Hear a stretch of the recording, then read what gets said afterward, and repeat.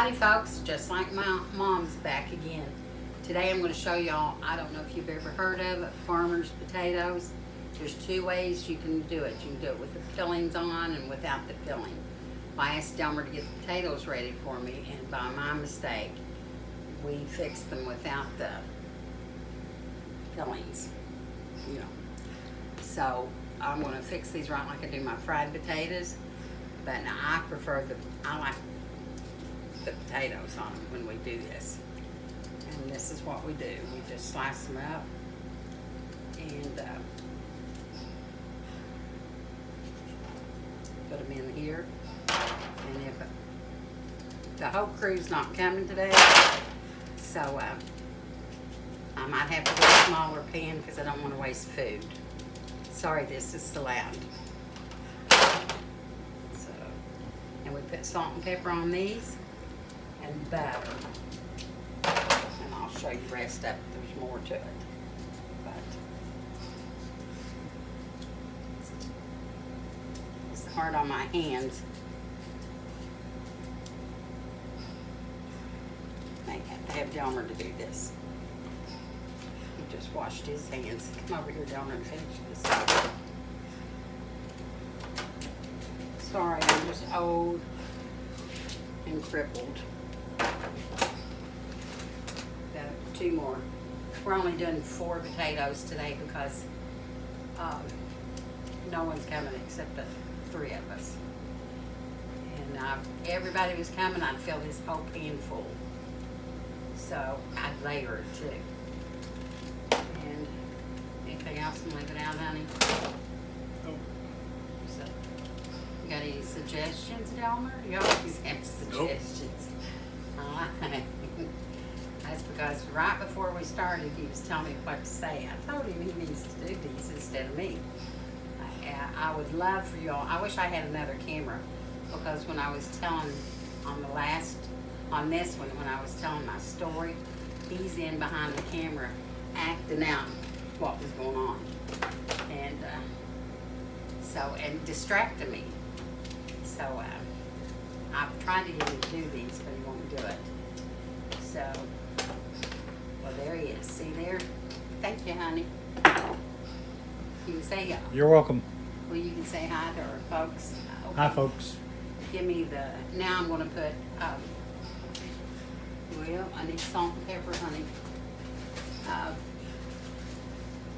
I'm going to put bell peppers on it, salt and pepper.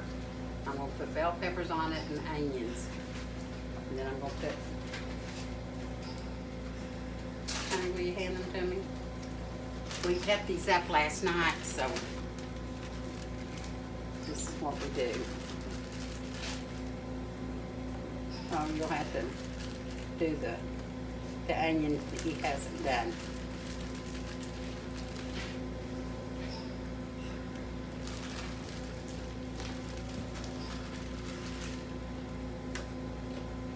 No. We like a lot of bell peppers and onions on it. So, because they cook down, so that's all, that part's up to your preference. So, okay, turn me off till we get the onions ready. Okay, this is a quick, easy meal to do.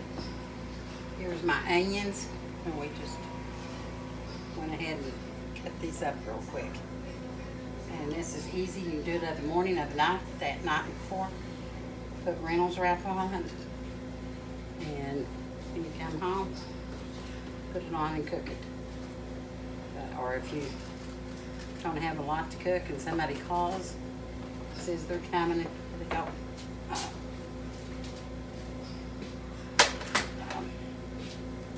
it'll fill them up. Okay, turn it off till we get through, honey. Okay, guys, I've put the onions on there, as you can see. Delmer should have. Now I'm putting the butter on there, and as I said, you can do all this.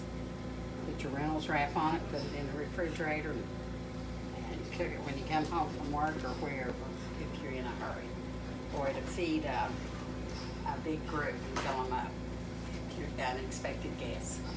Okay, we're gonna put the Reynolds wrap on it, put it in the oven for, I'll probably put it on for 400 for about 40 minutes. And I'll let you know that when we'll be back, and I'll let you know for sure how long I cooked it. So I'll get ready for story time. See you. Okay guys, I'm going to start from the story from the corn dogs. You know, Delmer had knee surgery, and we was home after that, and he got probably a week or two after he had knee surgery. We went, I believe, over to my sister's, and we came home and it was dark, and we all piled in the house. You know, I've got 4 kids, so I'm helping Delmer in. I'm trying to get the little ones in, and so we go, and just as soon as we get there, I help Delmer. I'm behind him, you know, in case he falls, like I can catch him up the steps with his crutches and telling him how to get up. And Nebby and Heather running in between us, and me hollering at them, fussing and everything, and I'm getting them up the stairs. We no more get up the steps, and I'm fussing at those kids, telling them that they're going to make their dad fall down those steps, and then they'll have to have surgery again. Well, we hear the awfulest scream ever was from Amy downstairs. And so we turn, and Delmer turns, and he goes stumbling and hobbling down those steps as fast as he could.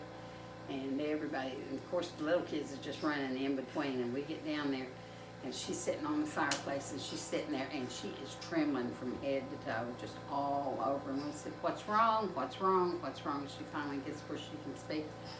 And she says, there's a man, he knocked on the window, and you know, we're looking around, we're starting going. About that time, Dale runs down the steps, and he sits down, he says, "What's going on?"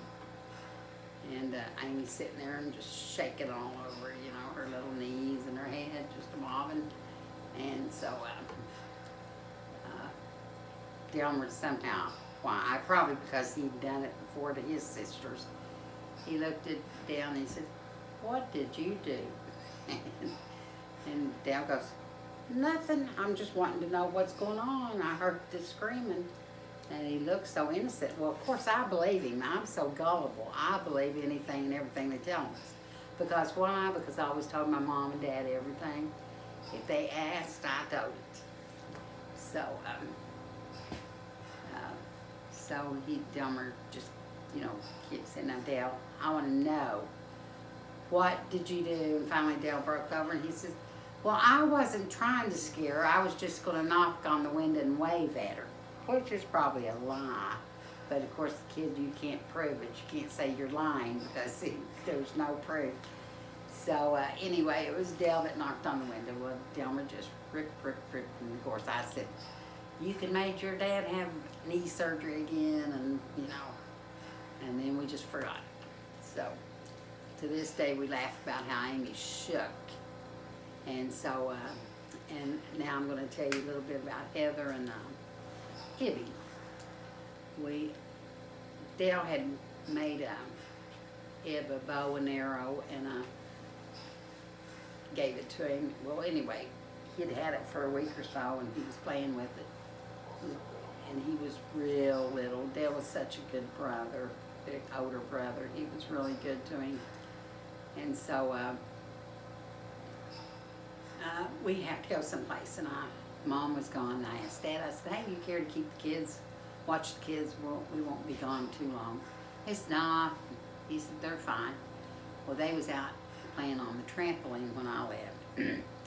Webb, you know, a little while longer, he played with Heather, and then he got off, and he picked up his bow and arrow, and he kept aiming it at Heather and aiming it at Heather, and she said, stop it, I'm going to tell Papaw about this." And anyway, honey, do you want to tell this story? You're behind telling it, and you're distracting me. He can't help it. He just can't help it. Why don't you come over here and tell the story? Don't shake your head. Just go ahead. Come on.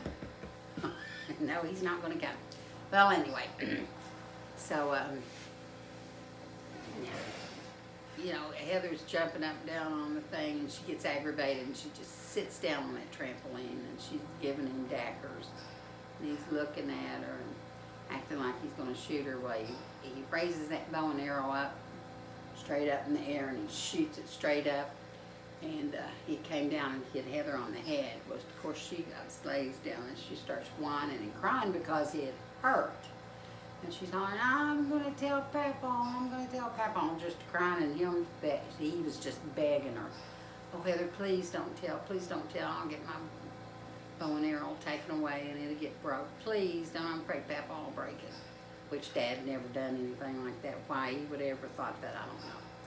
So anyway, she grabs that arrow and she holds it up in the air because he was so little, he couldn't get it. And she ran and she pounded on that patio door because if she had opened it, she's afraid he'd grab the arrow. Dad comes to the door and he says, what, honey, what do you want? And she said, Papa, Evie shot me in the head with the bow and arrow. And he looked at her head and he said, well, I don't see. He said, where? And she showed him. He said, well, I don't see any blood. Give it back to him. And she was furious. She's stomping around, and to this day, every time this story's told, she says, I knew he was in trouble this time. I knew, and she said, the whole time I was running up there, I was hollering, you're in trouble now. You're going to get it. And to this day, anytime this story's told, she says, I was so mad at him, and then I was so mad at Papa. But I gave it back, and I minded. And so that's my two memories of today. And guys, hope you enjoy the stories. If not, you can fast forward and get the rest of the cooking. See you later. Nod your head. Hey guys, we just pulled this out of the oven. Here's what it looks like. Of course, I've got my bell peppers, my onions, my potatoes, and butter. And we're going to have a steak, and we're going to have broccoli and cheese with it. I use about a stick of butter, and salt and pepper. Don't forget to like and subscribe if you did like it, and we sure do appreciate you.